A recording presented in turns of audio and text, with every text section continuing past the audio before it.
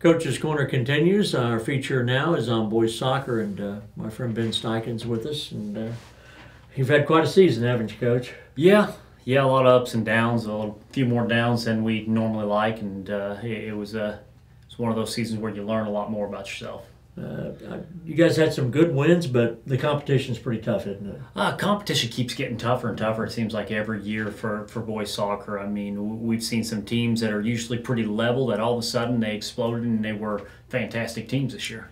Now, as we wind down here to the end of the season, obviously, talk about maybe some of the individual players that performed well this season for you. Well, I mean, it was a tougher season, but we had some guys that really kind of stepped up for us in different ways. I mean, we had our normal with our goalkeeper, Ethan Fields, a senior, had a fantastic season, was relied upon to do a lot more than we thought he would, and he did a fine job. We had a couple of defenders in junior Mitchell Wilson, who was our team captain for the second year, and sophomore Danny Caniz Lopez, who was very stout. They picked up the slack where they could and led us the best they could, and did a great job.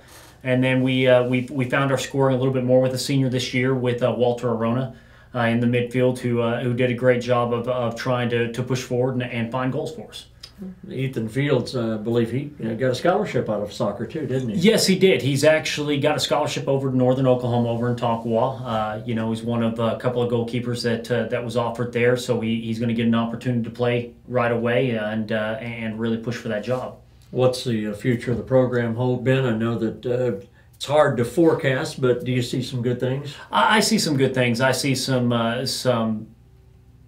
some goals that we have set already with next year's seniors that really want to make an effort to fix and change some things that they have seen over the course of the years that make them more competitive. It's a great junior class. We get some younger players that we're excited about. I mean, as we go through and we see these players in 8th grade, 9th grade, playing here or there, they've got some talent, they've got some athleticism, so we're hoping that they can mesh with our team culture and we can really create something out of it. One of the things, and I'll say this because Ben coaches football, he coaches basketball, he coaches soccer, is that you play a lot of schools that have the luxury of one-sport athletes, and when you mentioned Mitchell Wilson, who is one of our fine high school linebackers on the football team, we rely upon those kids to play so many sports where there's so many one-sport kids playing in other schools.